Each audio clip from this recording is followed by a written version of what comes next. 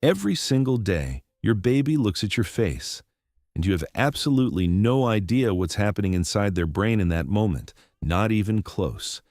And what neuroscientists have recently discovered about that split second, that tiny moment of eye contact between a parent and their child, is so profound, so deeply wired into human biology, that it will completely change the way you show up for your baby starting today. Stay with me, because by the end of this video, you will never look at your baby the same way again. Welcome to Silent Baby Mind. Subscribe right now, because what you're about to learn today will permanently change the way you look at your child. And trust me, they are communicating way more than you think. Let's get into it. Your baby doesn't see a caregiver. They see their entire universe. Here's something most parents are never told. When your newborn baby opens their eyes and looks at you for the first time, something extraordinary happens, not just emotionally, but neurologically. Their brain, which is firing billions of new connections every single hour, does something it will never do with any other face on earth. It locks on. From the moment of birth, the human brain is pre-wired to seek out one thing above everything else: a face, specifically your face. Researchers at Harvard Center on the Developing Child found that the back-and-forth interaction between a parent and a baby, what scientists call serve and return, is the single most powerful force shaping the architecture of a developing brain. More than toys, more than music, more than any app or educational program ever designed. Just your face? And here's why that matters so much. Your baby is not passively receiving the world around them. They are actively building a model of reality, and you are the main data source. Every time you smile, they learn that the world is safe. Every time you respond to their cry, they learn that their needs matter. Every time you make eye contact, hold their gaze and let them hold yours. You are literally wiring their nervous system for trust. Dr. Ed Tronick of the University of Massachusetts demonstrated this in one of the most haunting experiments in developmental psychology, the still face experiment. A mother interacts normally with her baby, smiling, talking, responding. Then, for just 2 minutes, she goes completely still, expressionless, unresponsive. Within seconds, the baby notices. They try harder, smiling bigger, reaching out, making sounds. And when nothing comes back, when that face stays blank, the baby falls apart. Distress signals spike. They look away, then back, then away again. Some babies begin to cry. Some simply withdraw. 2 minutes. That's all it takes for a baby's nervous system to register the absence of connection as a threat. Because to your baby, you are not just a person. You are the environment. You are safety itself. And once you understand that, everything else we're going to talk about today makes perfect sense. That thing your baby does with your smell, it's not random. It's survival. You've probably noticed that your baby seems calmer when you hold them than when anyone else does, or that they stop crying the moment they're placed on your chest, or that a piece of clothing you've worn will settle them in a way that nothing else will. You might have chalked this up to coincidence, or just assumed babies prefer warmth and closeness from anyone. But the science tells a completely different story. Your newborn baby arrives into the world nearly blind in the way we think of vision. Their eyesight at birth is roughly 20/400. They can see shapes and light, but faces are blurry at anything beyond about 12 inches. You know how far 12 inches is? It's almost exactly the distance from a nursing baby's eyes to their mother's face. They were built to see you, specifically you, from that exact distance. But even before their vision develops, your baby has another sense working at full capacity from day one: smell. Research published in the journal Chemical Senses showed that newborns can identify their own mother's scent within hours of birth, before they can recognize a face, before they can track movement, before they've learned anything about the world at all. They turn toward it, they calm in its presence, their heart rate slows, their cortisol levels, the stress hormone, drop measurably, and it goes even further. Studies at the Karolinska Institute in Sweden found that the smell of a mother activates the same reward pathways in a newborn's brain as feeding does. You're not just comforting them. Your scent is chemically registering as something good, something safe, something worth moving toward. So the next time your baby buries their face into your neck and just breathes, know that they are not being clingy. They are doing something ancient and essential. They are confirming that you are still there, that you are still real, that the world is still safe.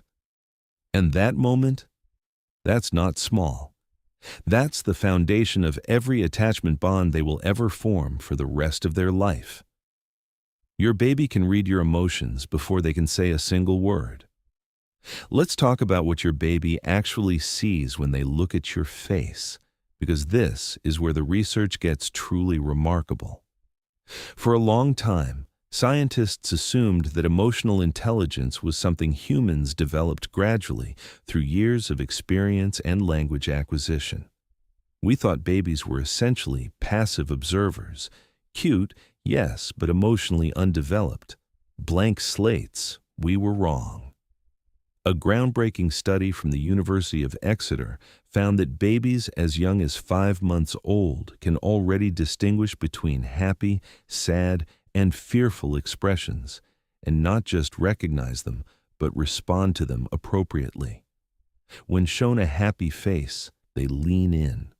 When shown a fearful face, they become alert and look away. When shown a sad face, they reduce their own activity, as if mirroring the emotional state of the person in front of them. 5 months old. But it gets even more extraordinary.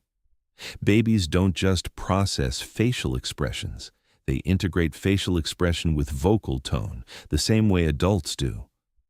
A 2019 study published in Developmental Psychology showed that when babies were exposed to conflicting signals, a happy face with a sad voice, or a calm face with an anxious tone, they showed signs of confusion and distress. They were trying to reconcile the mismatch. They were picking up the inconsistency. Your baby knows when something is off. They cannot tell you. They don't have the words. But in their nervous system, something is registering. Hasta aquí. And here is what that means for you as a parent. The way you regulate your own emotions directly shapes how your baby learns to regulate theirs. This concept is called co-regulation, and it's one of the most important things to understand about early childhood development. Your baby does not yet have the neurological hardware to calm themselves down. Their prefrontal cortex, the part of the brain responsible for emotional regulation, won't be fully developed until their mid-20s. What they have instead is you. When you stay calm in a moment of tension, their nervous system has a model to follow. When you take a slow breath and speak in a steady voice, their body responds to yours. When you hold them with relaxed arms instead of tense ones, they feel the difference. You are their external nervous system. You are regulating them from the outside until they can do it from the inside. That's not a metaphor. That's neuroscience. The reunion effect. Why how you greet your baby after an absence matters more than you think. Here's something that most parents overlook completely, and it's one of the simplest, highest impact things you can change starting today. What happens the moment you walk back into the room after being away? After a nap? After a work day? After stepping out to make a phone call? What does your body do? What does your face say? Because to your baby, that reunion is not just a nice moment. It's data. It's information their brain is actively collecting and storing, building a model of what relationships feel like, what it means to come back, whether the world is a place where people return. Attachment researchers at Leiden University in the Netherlands tracked what happened in babies' bodies, specifically their cortisol levels, when caregivers returned after a period of separation.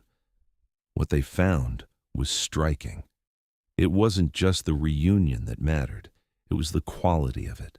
Babies whose caregivers returned with warmth, eye contact, a calm voice, physical closeness showed a rapid return to baseline stress levels.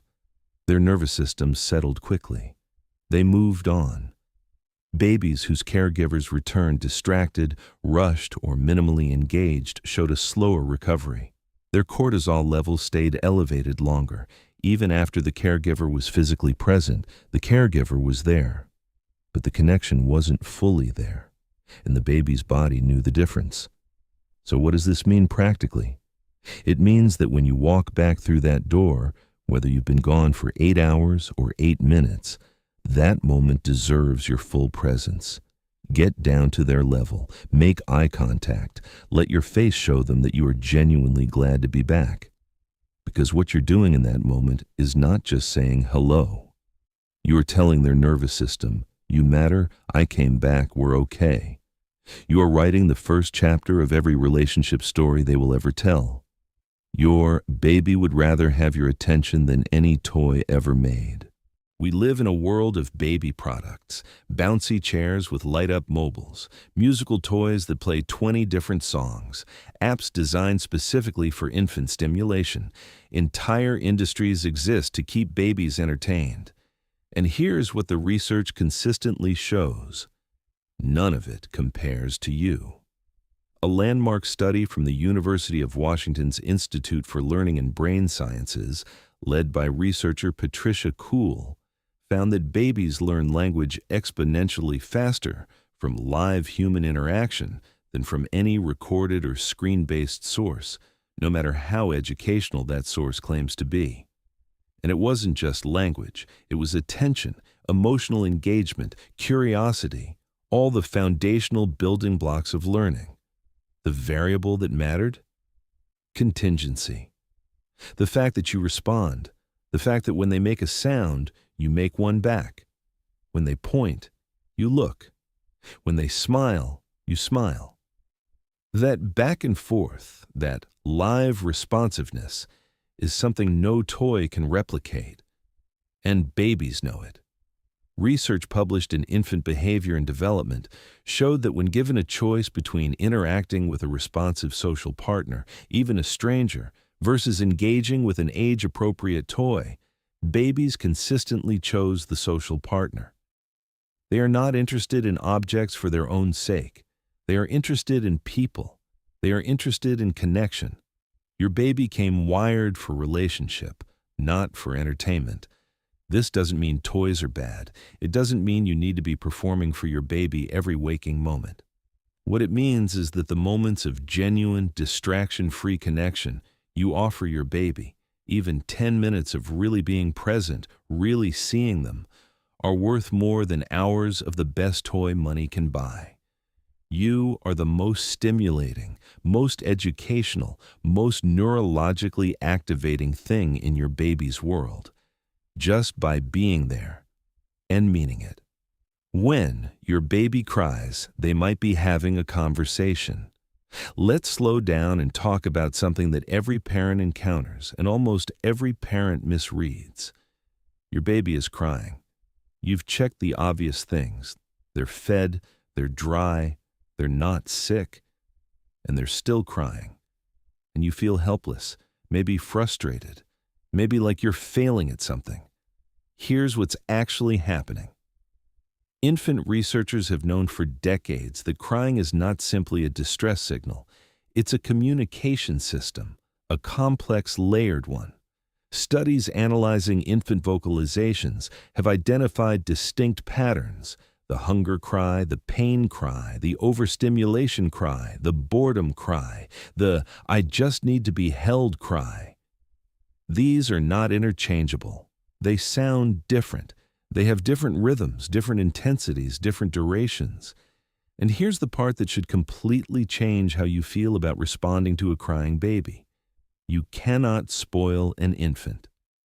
This is one of the most persistent and damaging myths in parenting culture. The idea that responding too quickly, too consistently, that holding a baby too much creates dependency or weakness. The science says the exact opposite.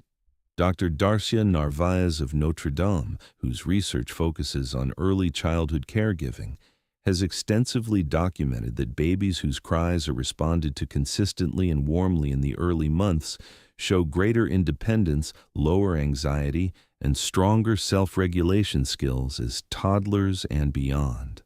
Not less. Responding to your baby's cries doesn't teach them to cry more. It teaches them something far more important, that the world responds, that they matter, that communication works. Every time you answer that cry, even when you don't know exactly what they need, even when all you can do is hold them, you are building the neural architecture for trust. You are showing them at the deepest biological level that they are not alone. That lesson will echo in them for the rest of their lives. You are literally the reason. Your baby is brave. Think about the last time your baby encountered something new. A loud noise, an unfamiliar face, a strange object placed in front of them. What did they do? If they looked at you first before reacting, you already understand something most people never consciously notice. Developmental psychologists call it social referencing. It's the behavior where a baby, confronted with something uncertain, turns to their primary caregiver's face to read the situation before deciding how to feel about it. They are not reacting to the world. They are reacting to your reaction to the world. Studies show this emerges as early as 9 months, and it's remarkably precise. If you show mild enthusiasm toward a novel object, your baby is significantly more likely to approach it. If you show mild fear, they pull back. If you stay neutral, they remain uncertain. You are their risk assessment system. And this maps directly onto what attachment theorists call the secure base concept, first proposed by John Bowlby and later refined by Mary Ainsworth through the famous strange situation experiments.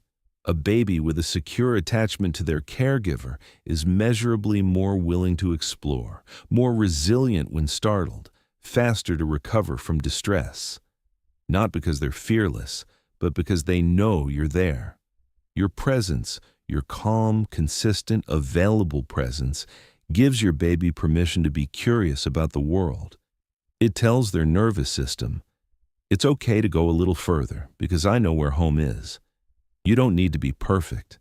You don't need to know every developmental milestone or read every parenting book or never make a mistake. Your baby has already factored all of that in, and they chose you anyway. Every time they reach for your hand in an unfamiliar place, they're not being clingy. They're being smart. They're using the best resource available to them. You. Here's what we want you to take away. Your baby doesn't need a perfect parent.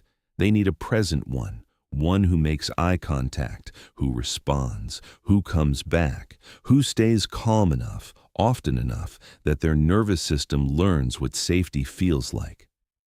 The science is overwhelming, and it points to one simple truth. You are the most powerful developmental tool your baby will ever have access to.